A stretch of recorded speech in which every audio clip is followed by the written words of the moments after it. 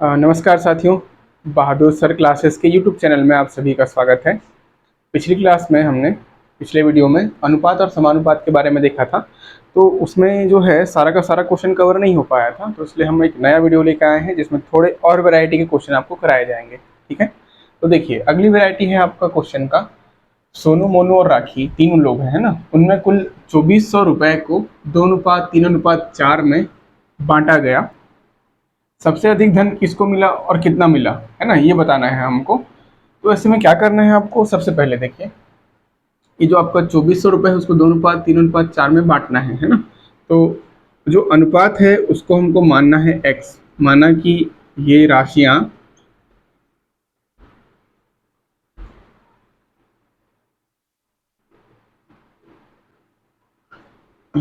जो है आपका 2x, 3x व 4x है। क्वेश्चन में थोड़ा सा मिस्टेक लग रहा है ना। देखिए ये 4 नहीं 5 है ना, थोड़ा सुधार लीजिएगा। माना कि वे राशियाँ 5x हैं, है ना, 2x, 3x और 5x हैं। तो इन सब को मिला के, इन सभी राशियों को मिला के 2400 रुपये है। तो क्या करना है, बस 2x plus 3x plus 5x बराबर कितना हो जाएगा, 2400 रुपये। ठीक है, तो ये हो जाएगा 5 3 8 और 2 10। 10x बराबर होगा 2400 रुपये। तो x बराबर हो जाएगा 2400/10, मतलब 240, है ना, 240 रुपये। ये x का मान आया, x का मान। तो अगर हमको सबसे ज़्यादा, सबसे अधिक किसको प्राप्त हुआ है वो प्राप्त करना चाहिए, तो सबसे बड़ी राशि कौन सी है, 5x, ये निकालना पड़ेगा। ठीक है, तो 5x बराबर हो जाएगा 240 गुणित 5। 240 पंचे होता है 120, एक जीरो और तो 1200। तो जो सबसे अधिक धन है 5x वाले को, अर्थात राखी को मिलेगा।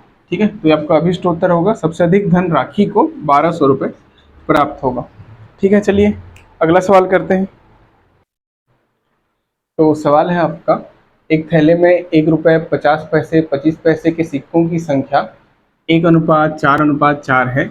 यदि उनका कुल मूल्य 200 रुपये हो तो 25 पैसे के सिक्कों की संख्या ज्ञात करें। ठीक है, ये सवाल सबसे ज़्यादा कॉमनली पूछा जाता है ना। तो अगर आप कॉपी बुक लेके बैठे हैं, कॉपी किताब या फिर पेन, तो थोड़ी देर इसके लिए पॉज कर लीजिए और इसको बना के देखिए खुद से। नहीं बनेगा तो फिर मैं ऑन कर लीजिए और फिर बनाइए, मेरे साथ बनाइए, है ना। चलिए, तो क्या क्या दिया हुआ है, 1 रुपये 50 पैसे 25 पैसे। तो 1:4:4। तो माना कि सिक्कों की संख्या जो है वो आपका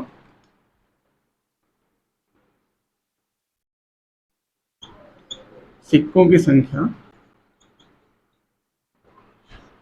1x, 4x और 4x है ना। कौन कौन से हैं ये, 1 रुपये वाला है, 50 पैसे वाला और 25 पैसे वाला है ना। ध्यान रखिएगा इस बात को। तो बोला है सबका मूल्य, है ना। तो सबका मूल्य बोला है 200 रुपये है, तो इसको पहले मूल्य में कन्वर्ट करना पड़ेगा। तो इस बात को आपको ध्यान रखना होगा कि 1 रुपये का एक सिक्का 1 रुपये का होगा, है ना।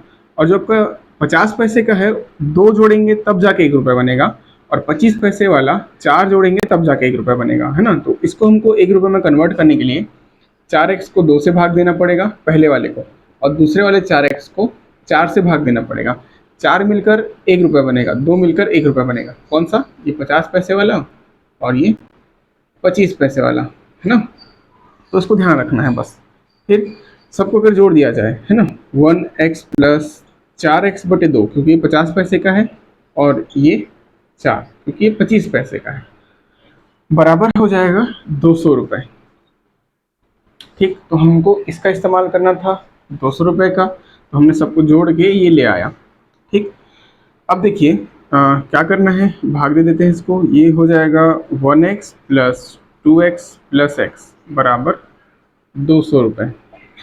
हो जाएगा ये कितना, 4x बराबर 200 रुपये। तो x बराबर हो जाएगा 200/4, मतलब 50। ठीक है, तो x का मान जब 50 आया, है ना, तो हमको निकालना है क्या, सिक्कों की संख्या। तो हम कहाँ रख देंगे 25 पैसे के सिक्कों की संख्या, 4x में। ठीक है, तो 25 पैसे के सिक्कों की संख्या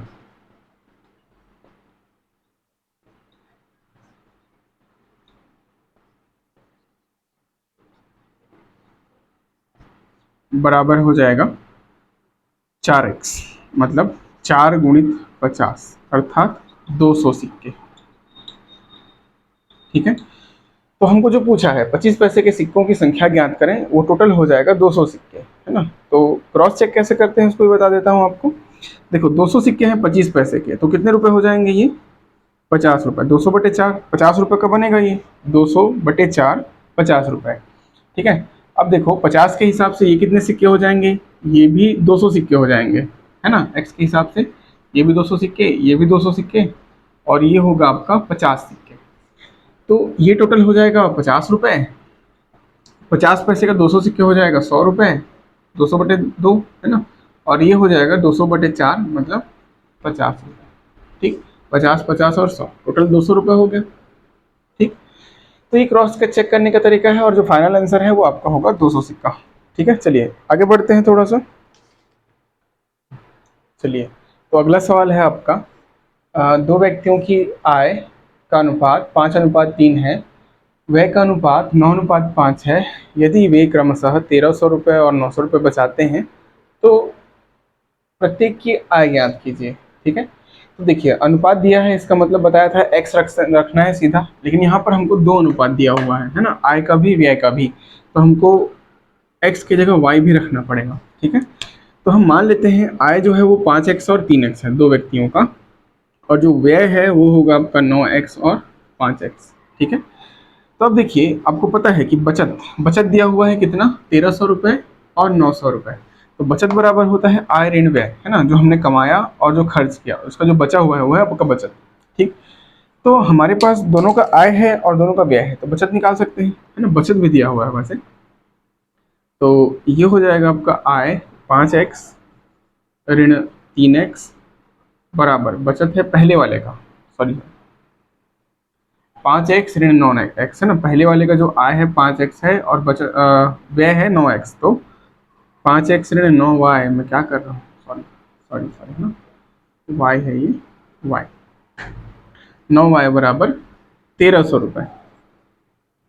ठीक, उसके बाद देखिए दूसरा दिया हुआ है 3x ऋण 5y, 3x ऋण 5y बराबर 900 रुपये।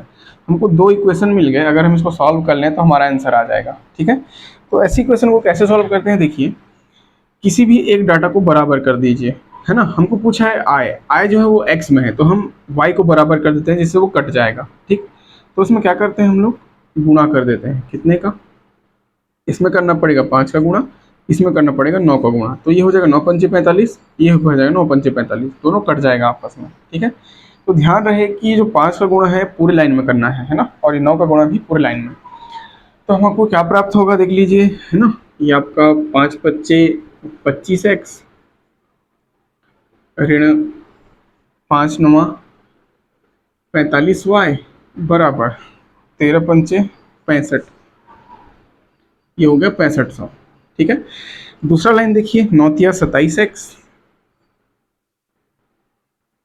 27x ऋण 9×5 = 45y बराबर हो गया 9×9 = 8100 रुपये। ठीक है, अब क्या करना है इनको, अगर इसको हमको ख़त्म करना है तो एक को प्लस और एक को माइनस रहने देना पड़ेगा, बनाना पड़ेगा, है ना। तो अगर इसको मैं यहाँ पे सामने माइनस लगा दूँ, दोनों को घटा दूँ, है ना, घटा दूँ, तो ये हो जाएगा माइनस और माइनस प्लस, तो एक प्लस एक माइनस, ये कैंसिल हो जाएगा। ठीक है, और हमें इसको माइनस करना है, 25 में 27 जाएगा, बचेगा -2x, और 6500 में 8100 जाएगा, बचेगा कितना, 1600, है ना, -1600 रुपये। दोनों साइड माइनस लगा है तो कैंसिल हो जाएगा। ठीक है, तो हमारे पास x बराबर आ जाएगा 1600/2, मतलब 800 रुपये। ठीक है, तो ये देखिए जो हमने x माना था, x इसका मान कितना आया, 800 रुपये। अब हमको दोनों का आय ज्ञात करना है ना, प्रत्येक की आय। तो पहले वाले की आय कितना है, पहले की आय है आपका 5x, तो ये हो जाएगा 5×800 बराबर 8×5 = 40, 4000 रुपये। और सेकेंड वाले की आय जो है वो दिया हुआ है आपको 3x, तो हो जाएगा 3×800 मतलब 2400 रुपये। ठीक है, तो इस प्रकार से आपको आय व्यय निकालना है ना। जो भी पूछेगा पता कर लेना। व्यय पूछा होता तो y का वैल्यू निकालते और y से 9y निकाल लेते। ठीक है, चलिए आगे बढ़ते हैं अगले सवाल की ओर। अगले सवाल की ओर बढ़ते हैं। दो संख्याएं 9:16 में हैं। यदि प्रत्येक में 15 की वृद्धि कर दी जाए तो अनुपात 2:3 हो जाता है। ठीक है, तो संख्याएं ज्ञात कीजिए। 9:16 दिया हुआ है, बाद में ये बढ़ के 2:3 हो जाता है ना, कम हो गया बढ़ के। तो हमको करना क्या है कि माना कि वो संख्याएं 9x और 16x है ना, ये दो हमने ले लिया। अब इनमें 15 ऐड करना है, 9x 16x अनुपात में दिया हुआ है तो बटे कर लेते हैं, है ना। कितना जोड़ना है जी, 15, है ना, 15 जोड़ दिए। 15 जोड़ने के बाद इनका अनुपात 2:3 हो जाता है। ठीक है, तो अब हमारे पास एक इक्वेशन मिल गया है, एक ही अननोन है, आराम से बन जाएगा। तिर्यक गुणा करते हैं, 3 गुणा होगा 9 के साथ, 9 तिया हो जाएगा 27x, है ना। 3 का गुणा 9 के साथ, 3 का गुणा 15 के साथ, 15 तिया 45 बराबर 16 दूनी 32x प्लस 15 दूनी 30। ठीक, x को एक साइड कर लेते हैं, संख्या को एक साइड कर लेते हैं। तो यहाँ देखिए ये बड़ा है राशि है, अगर इधर लेंगे तो माइनस हो जाएगा, है ना। तो इसको उधर लेके चले जाते हैं, ये हो जाएगा 32x माइनस 27x। ठीक, अब ये जो 45 है अपनी जगह पे है, ये आके इधर माइनस हो जाएगा 30x। तो ये हो गया 5x बराबर 15। तो x बराबर हो जाएगा 15/5 मतलब 3। ठीक है, तो x का मान आ गया हमारा 3। अब देखिए संख्या ज्ञात कीजिए बोला है, x का मान निकला है 3, तो 9x और 16x का मान निकालना पड़ेगा, है ना। तो 9x पहली संख्या, 9x बराबर होगा 9 गुणित 3 मतलब 27, और दूसरा 16x बराबर 16 गुणित 3 मतलब 16 दूनी 32, 16 3 48।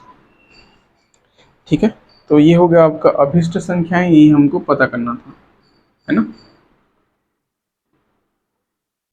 चलिए अगले सवाल की ओर बढ़ते हैं। चलिए देखिए अगला सवाल दिया हुआ है आपका, ए और बी दो लोग हैं जो 6,000 और 8,000 रुपये कमाते हैं, है ना, क्रमशः। और दोनों जो हैं क्रमशः 70% और 80% अपनी आय का 70% और 80% खर्च कर देते हैं। तो हमको पूछा है दोनों की बचत का अनुपात ज्ञात कीजिए, है ना, बचत का बताना है। तो क्या करना है, इसमें दो तरीके से बना सकते हैं। पहले जो है खर्च निकाल लेते हैं, उसके बाद जो बचत बचेगा उसका अनुपात निकाल लेंगे। या फिर देखिए ए और बी दो लोग हैं, इसका जो खर्च है कितना है 70% और इसका खर्च कितना है 80%। तो इसका बचत कितना होगा, बचत 30%, है ना। खर्च कर दिया ना 70%, तो बचत कितना होगा 30 और इसका 20%। ठीक है, अब देखिए दोनों की आय कितनी है, इसका है 6,000 रुपये और इसका है 8,000 रुपये। तो अगर 6,000 का 30% तो इसका बचत निकल जाएगा, 8,000 का 20% निकालेंगे तो इसका बचत निकल जाएगा। यही करते हैं, है ना, शॉर्टकट है थोड़ा सा ये। तो ए के लिए बचत क्या होगा, 6,000 गुणित 30/100, तो ये हो जाएगा 6 या 1,800 रुपये। ठीक है, किसका बचत है ये, ए का बचत। अब बी का बचत देखिए, बी का बचत हो जाएगा 8,000 उसका आय है, 8,000 गुणित 20/100, ये कैंसिल, तो ये हो जाएगा 8 दूनी 1,600 रुपये। देखिए इसका बचत कम है, इसका बचत ज़्यादा है, तो ए और बी का बचत का अनुपात क्या हो जाएगा, 1,800 अनुपात 1,600। ठीक है, तो 0 0 कैंसिल, बचा क्या 18 अनुपात 16, किससे कटेगा 2 से, 2 निया और 2 8 16। ठीक है, तो इनके बचत का अनुपात हो गया, यही हमको पूछा था। ठीक है, चलिए तो देखिए अनुपात समानुपात से बहुत सारे सवाल हो चुके हैं, इसी वैरायटी के सवाल आपके पेपर में पूछे जाते हैं, है ना। तो इतना ही करते हैं इससे, है ना। तो आज के लिए इतना ही, थैंक यू।